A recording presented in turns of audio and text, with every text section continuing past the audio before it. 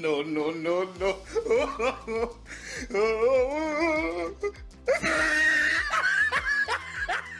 Yumi with a sub 40% win rate and Annie with a win rate topping 60%. What is going on over there at Riot? Aurelion Sol rework is now live as well, so we'll have a full breakdown on his power level and optimal builds. With the help of our challenger players and analyzing the most recent data, we are set to bring you guys the updated tier list for 13.3. But before we get into it, be sure to check out SkillCapped if you want to truly get better at League of Legends. We're the only service that offers a money-back guarantee if you don't climb at least 5 divisions while actively using our service. We do this because our service really does work, and if it doesn't work for you, you shouldn't pay. Learn more at the end of this video or click the link in the description below. A new emerging trend up in the top lane for 13.3 consists of a Black Cleaver Rush. Even before the buffs, a Cleaver Rush was being played on Alawi and Urgot, but it's now seeing crazy success on Aatrox as well. Aatrox have been battered down pretty hard by recent Eclipse and Ravenous changes as Riot removed the Omnivamp from the items. This has led to a brand new build gaining traction, being a Black Cleaver Rush into Iceborne Gauntlet 2nd and Cyrilda's Grudge 3rd. No more crazy healing power from this core, but you are extremely durable. Once more people catch on to this build and realize it's the most optimal way to play Aatrox, his win rate will begin to climb, as he's definitely not a 48% win rate champ if you're using this build. For that reason, we will be moving Aatrox from B into A tier for 13.3. This is one of the first patches in a while where top lane is the role seeing the least amount of meta shifting changes. K'Sante was the only top laner changed for 13.3, and he has been placed down in the C tier as one of the most suboptimal champs for solo queue. The OP tier for top lane revolves around Gangplank, Darius, Shen, and Jax. Top 3 low elo top laners are Yorick, Garen, and Nasus. Highest on our ban list are Fiora, Darius, and Jax. Riot ended up throwing in some last minute Jarvan buffs for 13.3, and they have turned him into a top tier jungler. W Shield now having an 80% bonus AD ratio was the big one, and gives Jarvan more durability come those mid-game teamfights. Black Cleaver buffs last patch are also a factor in Jarvan's rise in strength, as he likes to pick up the item as a second purchase in most games. For the first time in many months, Jarvan is back in the S tier jungle. So long AP Shaco, as AD Shaco has become exceptionally strong over the past patch. Essence Reaver and Infinity Edge buffs have been amazing for Shaco, and he's now performing best with a crit build. It's actually a mix of lethality and crit as you rush Duskblade, go into Essence Reaver 2nd, and then Infinity Edge 3rd. The resurgence of Crit Shaco has resulted in about a 2% spike to his overall win rate, and he's back in a really solid spot for solo queue. Like Jarvan, Shaco will be making the venture up into S tier for 13.3. A second jungler who's benefited a ton from recent item changes is Rengar. It's actually the exact same build Shaco is running that is performing best on Rengar. If you've missed playing these AD assassin junglers, then you've now got a couple really good options for 13.3, as Rengar will be moved into S tier as well. For the jungle tier list, we have Elise, Evelynn, Fiddlesticks, Maokai, and Udyr locking down OP tier spots. We talked about the recent emergence of Black Cleaver Rush, Aatrox, and we are also seeing it popping off on a select few junglers. Most notably, Vi, Hecarim, and Skarner are 3 junglers who are performing exceptionally well with a Cleaver Rush. The core build to try for Hecarim is a Black Cleaver into Manamune 2nd and Radiant Virtue 3rd. Really nice mix of tankiness and damage from this core. For Vi, it's Black Cleaver into Radiant Virtue 2nd and Chempunk or Death Stance 3rd. As for Skarner, it's a Cleaver Rush followed by Jokshow 2nd and Sterix Gage 3rd. Our top 3 low elo jungle recommendations are Fiddle, Mordekaiser, and Rammus. Maokai, Elise, and Shaco are 3 of the highest value jungle bans. Even though Riot has the Annie changes listed as nerfs for 13.3, we can assure you they are the farthest from nerfs you can get.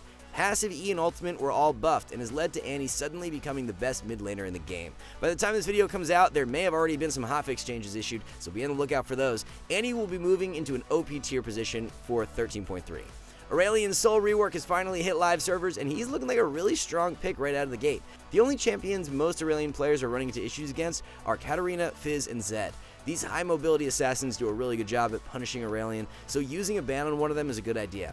Although Sol's kit is largely different from before, he's still got that really strong, consistent DPS power. Since Q is on such a short cooldown and can be spammed relentlessly, it's really just a matter of Aurelion's mana pool as to how impactful he can be.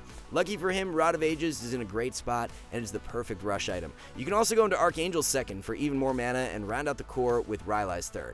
There's a pretty interesting adaptation to Aurelion's build going around in Korea, where you skip out on Archangels and build Horizon Focus instead. You're losing out on quite a bit of mana, so drawn-out teamfight power will be more limited, however the upfront damage is higher. Definitely give both builds a go and see which one you prefer, as they are performing almost equally stat-wise. In regards to the rune changes, First Strike and Comet are completely viable options. First Strike is the most popular keystone and will provide you with stronger scaling power, while Comet will offer a little more damage for stronger laning power. As for Aurelion Sol's tier list placement, he will be moved into a very respectable S tier slot for 13.3.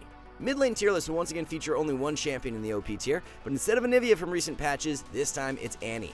As we mentioned earlier, it's pretty likely Annie receives some hotfix nerfs sometime soon, but even if they do go through, we still expect her to be a really strong option. Anivia is still a phenomenal mid lane carry as well. It's just that Annie is super broken due to her buffs and on another level than everyone else, so Anivia has to shift down to S as a result. Casted and nerfs this patch have landed him about where we expected as a decent A tier pick. Definitely not the OP champ he was a few patches back, so no longer a top priority carry or ban in 13.3. LeBlanc buffs have shaped out as anticipated as well, giving her about a 1% bump in win rate, but that's just simply not enough to move the needle, so she remains in the B tier.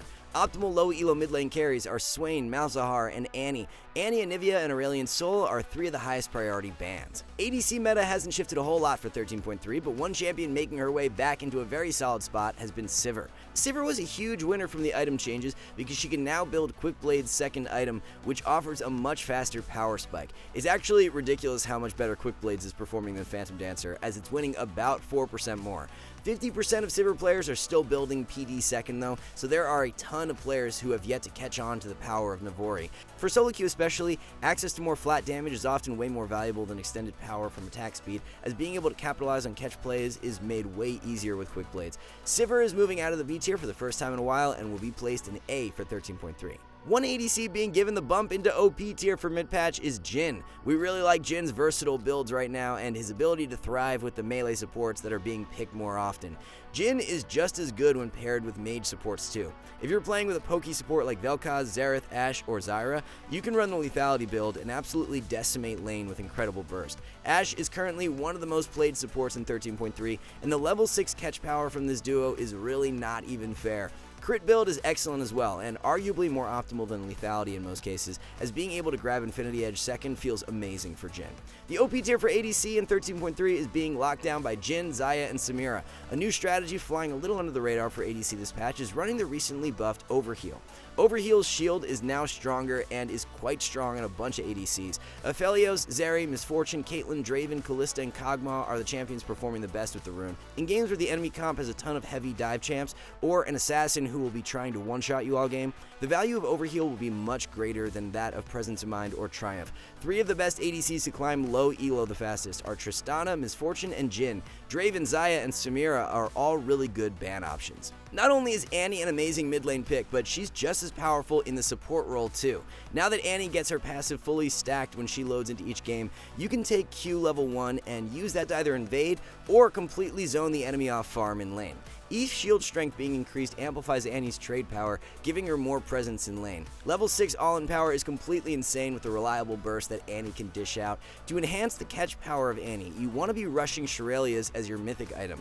There's really no counterplay to an Annie running at you with a million movement speed and a point-and-click stun. Second purchase is Rylai's, and then a Staff of Flowing Water third. For runes, you want to grab Aerie with Mana Flow, Transcendence, and Scorch. Taste of Blood and Relentless Hunter are for secondaries. Just like mid lane Annie, support Annie will be moving into OP tier for 13.3. Taking a look at the support tier list, we have Nautilus, Annie, Blitzcrank, Rakan, and Amumu in the OP tier. Of all the melee supports buffed this patch, Nautilus and Rakan have been the biggest winners. Alistar and Braum have barely moved as a result of their buffs, so we will be shifting them back down to where we had them before 13.3. Somehow Amumu just shakes off every single nerf he receives and continues dominating solo queue. E damage was drastically reduced in the early game, but it's affecting him way less than anticipated, so we'll be bumping Amumu back into OP. Oh yeah, let's not forget to acknowledge that Yuumi is now officially a sub 40% win rate champion in 13.3. This is definitely the most intense gutting of a champion we have seen in many years.